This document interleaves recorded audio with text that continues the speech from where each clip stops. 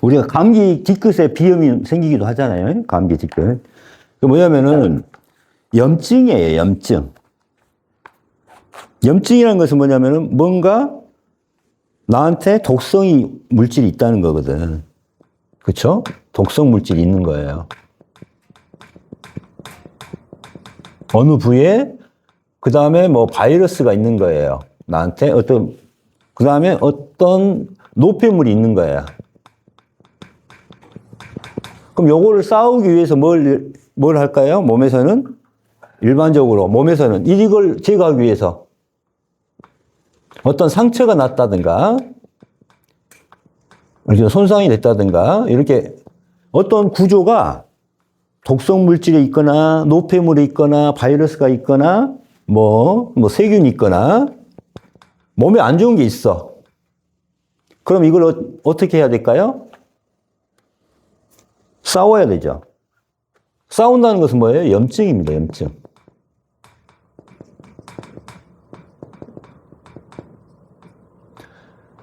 그냥 염증. 자, 염증이 일어나니까 어떻게 돼요? 빨갛게 일어나 발적, 부종, 열이 일어나 발열, 그 다음에 통증이 일어나죠. 염증이 일어나니까. 그럼 우리가 염증이 일어나니까 내 몸이 안 좋은가 보다 하고 뭘 먹어요? 항염증, 항소염제를 먹는 거죠. 진통소염제. 그래서 진통소염제를 먹어요. 자, 내 몸에 독성물질, 바이러스, 노폐물, 상처, 손상이 되거나 세균이 있어요. 그러면은 내 몸은 어떻게 돼요? 싸워서 이겨야 된다. 싸워야 돼. 그럼 이 염증은 지금 좋은 거예요? 나쁜 거예요? 좋은 거예요. 좋은 거. 무슨 말 알겠죠? 좋은 겁니다. 그러면은 이 염증이 일어난 것을 어떻게 해야 돼요? 북돋아서 잘 싸우게 만들어줘야 되는데, 진통소염제를 줘버리면은 싸우는 아군을 못 싸우게 만드는 거야. 전쟁을 하려고 해도 싸우지 마. 폭탄 주지 마. 총알 주지 마. 무기 주지 마. 밥 굶겨. 이런 겁니다.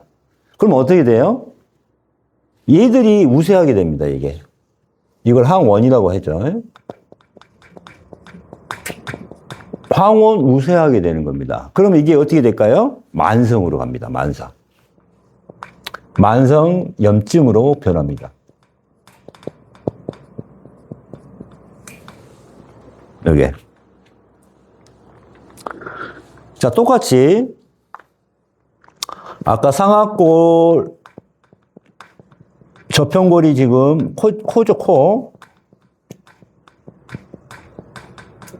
어떤 기관지까지, 코와 기관지, 공기 통로가 있죠.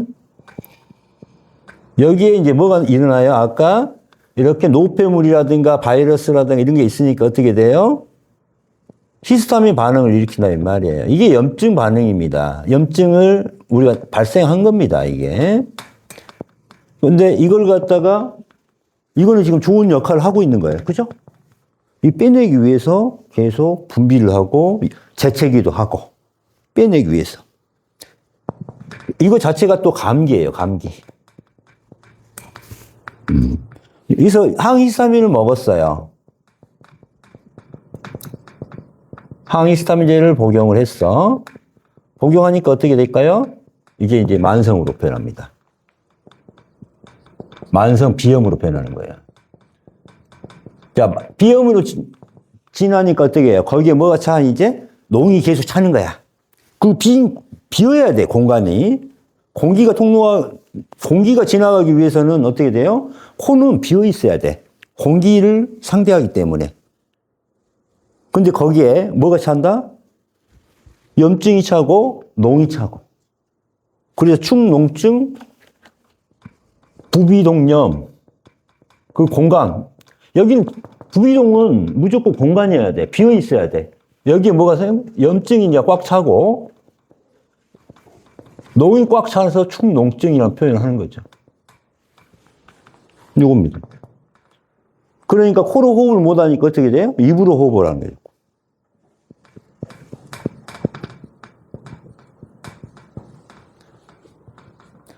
자, 만성 비염이 되는 이유 알겠죠?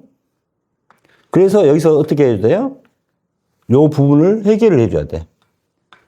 근데 양방에서는 이 독성 물질 해독을 생각한다, 안 한다? 못 한다, 이 말이에요. 무슨 말 알겠죠?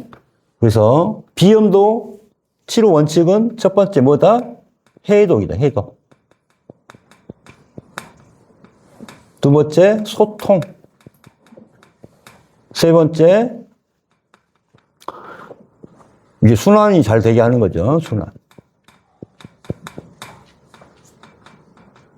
그 다음에,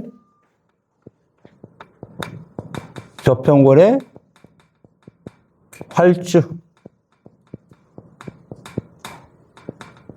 전체적인 면역. 이렇게만 생각하면은 치료가 다 됩니다.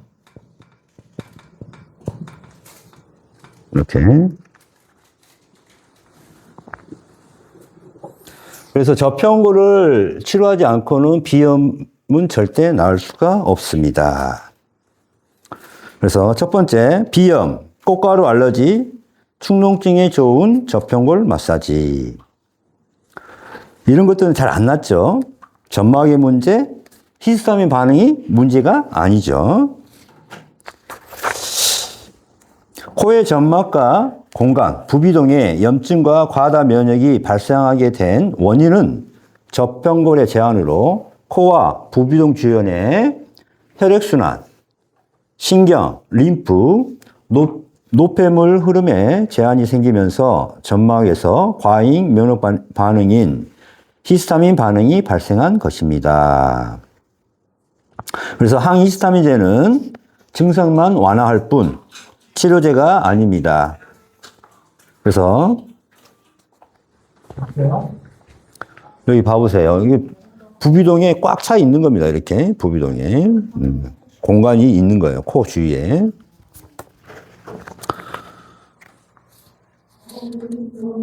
그 다음에 이제 저희들 환자 중에 코로나 걸리시고 나서 냄새, 후각 소실한 분이 꽤 많았어요. 후각 소실. 그래서 제가 열심히 별의별 방법을 다 썼어요. 침도 잘 놔보고, 약도 써보고, 일단 코에 좋다는 것은 치료를 다 해봤어요. 뭐 뿌리는 것도 해보고, 이렇게 했는데, 80%는 돌아오더라고요. 80%. 들어오는데 20%가 안 들어와. 이걸 치료를 몇 개월 한 거예요. 몇 개월. 해도 잘 안 돌아와. 바이러스 제제, 항바이러스 제제도 한약이 있습니다. 그래서 이걸 쓰기도 하고 했는데도 안 돌아와. 근데 마지막에 이제 저평골 마사지를 했어요. 일주일 만에 돌아옵니다. 일주일 만에. 일주일 만에 후각 상실된 게 일주일 만에 돌아와요. 일주일 만에. 그래서 이 저평골 마사지를 처음부터 했으면은 정말 빨리 치료가 될 수 있겠구나. 그래서 저는 일단은 저평골 마사지를 이제 실험할 때는 제일 밀어놔요. 그러니까 다양한 치료법, 내가 알고 있는 모든 치료법, 저평골 마사지를 제외한 모든 치료법을 열심히 몇 개월간 했는데도 80%밖에 호전이 안 돼요. 그래서 마지막에 저평골 마사지를 해주니까 일주일 만에 코로나 후유증으로 인한 후각 상실이 소실됐어요. 그래서 코로나 뿐만이 아니라 내가 축농증이나 비염이라든가 아니면은 내가 후각을 손상한 경우가 있죠. 약물을 잘못 들이마신 상태에서 뭐 그런 경우도 있을 것이고, 이 후각 상실에는 저평골 마사지로 신경이 회복되더라.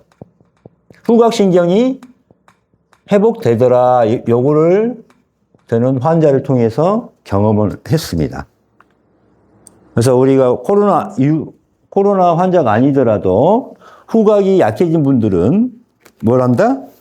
저평골 마사지를 해서 치료가 된다. 이렇게 생각하시면 됩니다.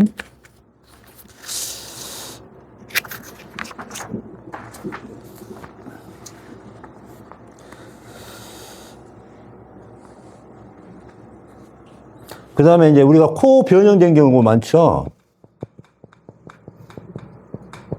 코가 삐뚤어진 경우도 많죠. 코가 삐뚤어지니까 어떻게 돼요? 막히죠. 한쪽이 막히고 한쪽이 좀 넓고 그렇죠. 그래서 코가 흰 경우는 비염이 잘 발생하죠. 왜? 불비동의 순환이 잘 원활치 않으니까. 그런데 코가 흰 경우는 이걸 교정이 가능할까요? 안 할까요? 교정 가능합니다.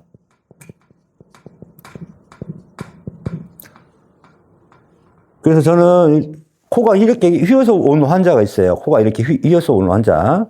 그 환자한테 어떻게 했을까요? 목 마사지하고 입안 저평골 마사지를 시켰어요. 일주일 만에 환자가 왔는데 코가 절반 정도는 돌아오더라고요. 또 더 시키니까 점점 돌아와.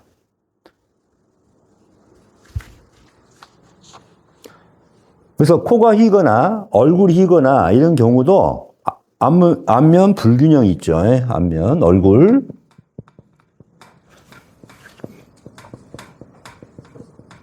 부정압이라고 하죠. 얼굴 부정압. 이거는 경부와 저평골 마사지를 통해서 일단은 돌아오더라고요. 그래서 미세한 부분만 마지막에 제가 슬슬 건드려 주니까 완치가 가능해요. 그래서 안면 윤곽 마사지 받기에 너무 돈이 비싸기 때문에 이걸 하지 못한다. 그럼 일단 뭘 한다? 목 쪽 마사지하고 저평골 마사지를 하면은 어떻게 된다? 일단은 삐뚤어진 게 많이 돌아옵니다. 그래서 코가 휘어서 나타난 비염이라든가 충농증 이런 것도 다 돌아옵니다. 그래서 코가 좋아질 수밖에 없죠. 네, 여기까지 해주시고.